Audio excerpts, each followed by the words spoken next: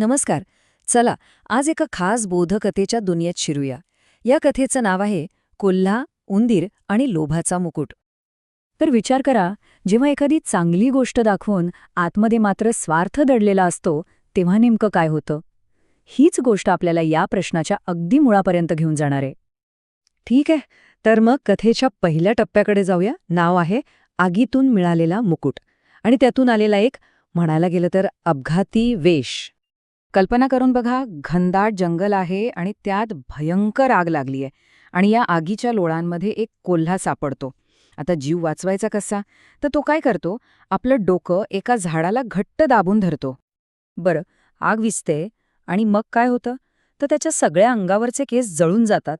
पण जिथे त्यानं डोकं झाडाला टेकवलं होतं ना, बरोबर तिथेच केसांचा एक छोटासा झुपका उरतो, अगदी एखाद्या साधीच्या शेंडीसारखा.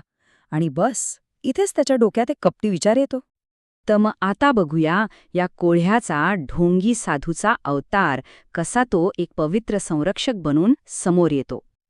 तर असाच फिरता फिरता त्याला उंदरांची एक गुहा दिसते. आणि त्या उंदरांचा राजा असतो बोधिसत्व, जो खूप हुशार आणि शहाणा असतो. हा कोल्हा काय करतो, थेट त्यांच्या समोर जातो आणि स्वतःला त्यांचा रक्षणकर्ता म्हणून सादर करतो. इथेच तर खरी गंमत आहे. त्याचं ढोंग आणि त्यामागचं सत्य, यात जमीन अस्मानाचा फरक आहे.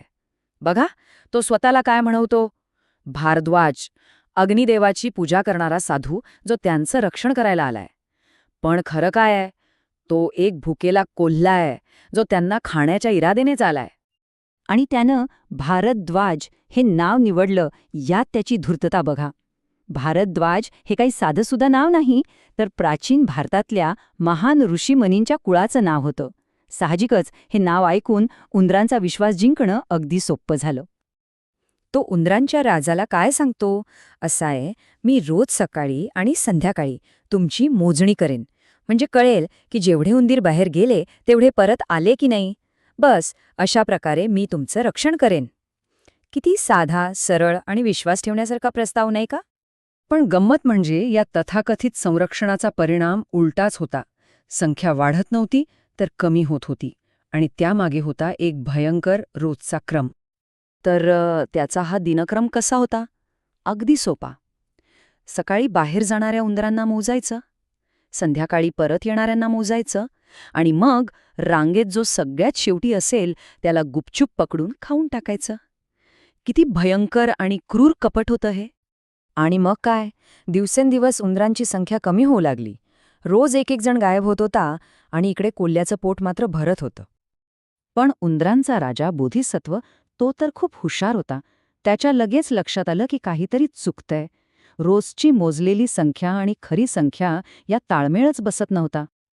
आणि मग अखेर तो क्षण आला, राजाच्या न्यायाचा क्षण आणि सत्य जगासमोर येण्याचा क्षण. राजा थेट त्या ढोंगी कोल्ह्यासमोर जाऊन उभा ठाकला.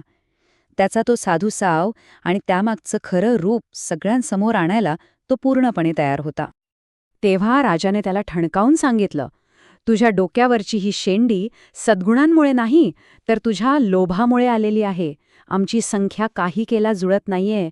हे अग्निउपासका, आता बास झालं तुझं नाटक. आणि या शब्दांनी त्या कोल्ह्याच्या ढोंगाचा पूर्णपणे पर्दाफाश झाला. पण बघा, प्रत्येक कथेमागे ना एक शिकवण दडलेली असते. तर मग पाहूया, या गोष्टीतून आपल्याला कायम लक्षात राहील असा कोणता धडा मिळतो? लोभाचा धडा. ही जी कथा आहे ती जातक कथांमधून घेतलेली आहे. आता जातक कथा म्हणजे काय? तर या भगवान बुद्धांच्या पूर्वजन्मातील कथा आहेत.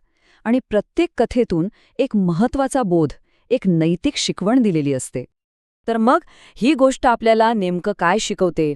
सगळ्यात पहिलं म्हणजे लोभ हा नेहमी चांगुलपणाचा मुखवटा घालूनच येतो. दुसरं, खरं चारित्र्य हे कसं दिसतं यावर नाही, तर कृतीतून सिद्ध होतं. आणि तिसरं, फसवणूक तुम्ही कितीही हुशारीने करा, ती जास्त काळ टिकू शकत नाही, कारण ढोंगीपणाचा शेवट हा स्वतःच्याच नाशात होतो. आणि ही शिकवण फक्त जुन्या गोष्टींपुरती नाहीये, ती आजही तितकीच खरी आहे. आणि म्हणूनच जाता जाता एक प्रश्न, आजच्या आपल्या जगात सद्गुणांचे असे खोटे मुकुट आपल्याला कुठे कुठे पाहायला मिळतात? यावर विचार करायला हरकत नाही.